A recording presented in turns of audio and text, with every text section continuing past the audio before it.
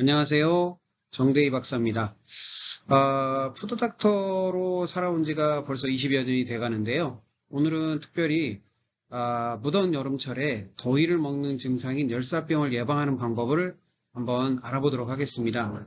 한여름 무더위가 기승을 부리면 한 번쯤 경험하는 신체 과열 현상인 열사병은 때론 생명의 위협도 가하는데요.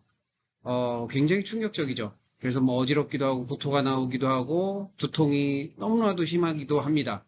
그리고 피부도 굉장히 안 좋아져서 피부가 따끔따끔거린다는 분도 계시고 피부에 열감이 때문에 못 견뎌 하시는 분들도 많죠. 자, 그렇다면 의료계에서는 열사병을 어떻게 정의하고 있을까요? 과도한 고온 환경에 노출되거나 더운 환경에서 작업 또는 운동 또는 신체 활동을 해서 신체의 열이 발산이 원활하지 않고 그리고 고체온 상태가 계속 지속되면서 신체가 이상 현상을 일으키는 것을 말합니다. 특히 열사병은요, 40도씨 이상의 심부 체온, 중추신경계의 기능이 이상이 되고요. 무한증이라고 해서 땀이 나지 않는 것인데 그 몸에 열이 머무는 것을 의미합니다. 그리고 고체온증과 중추신경의 기능이 이상이 보이는 환자는요, 열사병을 반드시 의심해야 되고요. 그게 여러 가지 장기를 손상시키기 때문에 응급상황이라고 보셔야 됩니다. 그래서 그런 상황이 벌어지지 않도록 쉽게 말해서 열 관리를 되게 잘해야 되는 거죠. 신체 관리를 하지 못하면요, 그 열사병으로도 죽음에 이르는 경우가 많이 발생합니다. 특히나도 아프리카 사람들처럼 무더위나 뜨거운 여름을 늘상 느끼는 사람들이 문제가 생기는 게 아니고요. 늘 시원하게 지냈던 예를 들어서 세계적으로는 러시아 사람, 북유럽 사람들이 여름이나 이런 때에 열사병으로 죽는 사람들이 많은 게 그런 이유입니다. 다시 말해서 신체가 적응하지 못한다는 것이죠. 그래서 여러분들이 그런 부분들을 잘 생각하셔가지고 열 관리를 잘 하셔야 될 것 같습니다. 자, 그러면 체질학적인 측면에서 신체에 열이 많다는 건 무엇을 의미할까요? 선천적인 체질이 열을 흡수하는 신체적 능력이 떨어지면서 해당 열증이 더욱 심해지는 것을 말합니다. 특히 신체 열을 조절하는 기능을 갖고 있는 게 쓸개나 담이거든요. 쓸개담은요, 열을 조절하는 것뿐만 아니라 체온을 유지하는 데도 굉장히 역할을 많이 합니다. 그래서 여러분들이 시원한 여름을 나기 위해서는요, 뭐 이렇게 차가운 수건을 목 뒤에 이렇게 착용을 하고 다니시기도 하죠. 머플러 같은 거 있잖아요. 그런 것들을 뒤 목에다 이렇게 하고 다니기도 합니다. 그래서 이 뒷목이 그 담하고 연결이 되어 있는데요. 뒷목에 볼록 나온 부분들이 있으신 분들도 있고요. 이 뒷목 쪽에 열감지 센서가 달려있다라고 보시면 됩니다. 그래서 거기를 따뜻하게 하면 온몸이 따뜻하게 느껴지고요. 거기를 차갑게 하면 온몸이 차갑게 느껴집니다. 그래서 거기를 통해서 열을 견뎌내는 거죠. 그런데 무감각하게 만드는 거기 때문에 이거를 지속적으로 장기적으로 하게 되면 또 신체에 이상 반응이 있을 수 있으니까 너무 지나치게 하시지 마시고요. 잠시 잠깐 정도 사용하시면 좋겠습니다. 특히 몸에 열을 흡수하는 또 비장, 지라라고 하죠. 그게 약한 분들은 열사병을 심하게 겪어야 됩니다. 우리가 몸의 신체의 온도가 올라간다라고 하면요. 혈액상의 염증도 올라가게 되거든요.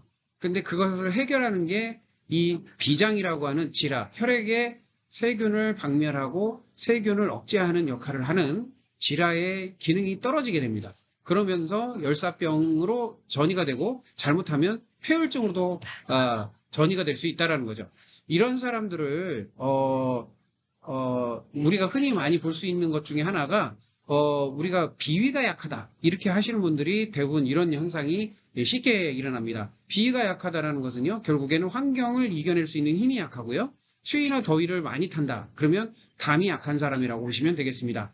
주로 이런 분들은요, 봄과 여름에 태어난 경우가 많아요. 그래서 이거는 뭐 통계적인 거기 때문에 절대적인 건 아닙니다. 그래서 봄과 여름생들은 햇빛에 과도하게 노출되는 것은 되도록이면 가을과 겨울생보다 더 심하게 나타날 수 있으니까 이 점 유의하시고요. 그리고 열사병이 강한 능력을 가지는 분들은 차가운 계절에 태어날수록 열사병에 강한 능력을 갖고 있습니다. 상대적으로 열을 흡수하는 능력도 뛰어나고요. 따라서 제가 푸드닥터로서 이러한 증상을 최대한 흡수하고 열을 떨어뜨리는 방법을 알려드리고자 합니다. 우리가 무더위로 인해서 못 견디게 몸에 과잉되게 흡수되어 있는 열을 어떻게 음식으로 음식으로 배설을 할 수 있는지, 또는 흡수시킬 수 있는지, 또는 중화시킬 수 있는지를 알아보도록 하겠습니다. 자, 제가 제안하는 방법은요, 바나나하고 망고입니다. 그리고 우유입니다. 자, 바나나, 망고, 우유를 1대1대1로 믹서에 혼합해서 드셔도 되고요. 좀 더 시원하게 드시려면 그 혼합된 재료에 얼음을 좀 가미해서 스무디처럼 드셔도 됩니다. 자, 바나나하고 망고는 어디에서 자라죠? 예, 열대에서 자라죠. 그래서 열을 흡수하는 기능이 있습니다. 특히 망고는요, 열증이 머리로 몰리는 것을 내려주는 역할을 굉장히 잘합니다. 그 다음에 바나나는요, 가슴에 열이 몰리는 것을 잘 처리해 줍니다. 그래서 바나나와 망고를 잘 갈아서 믹싱해서 드시면 머리와 어깨에 또 가슴에 머무는 열증을 아래쪽으로, 배나 다리 쪽으로 흐르게 합니다.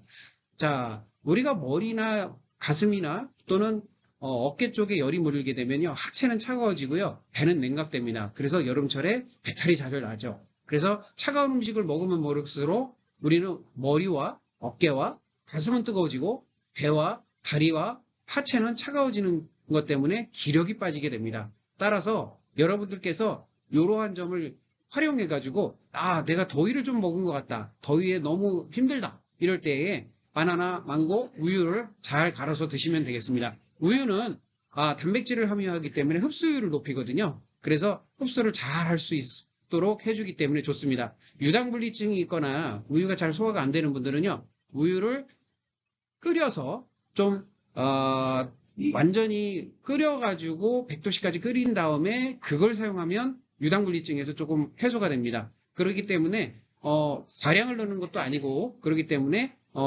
크게 문제는 생기지 않습니다. 혹시라도 우유가 너무나도 나는 안 맞아 그러하시는 분들은요, 바나나와 망고만 사용하셔도 되겠습니다. 자, 무더위를 우리가 슬기롭게 건강하게 지키면서 건강을 지키면서 활기찬 여름을 나기를 바랍니다. 건강한 여름 여러분께 기원 드리고요, 감사드립니다.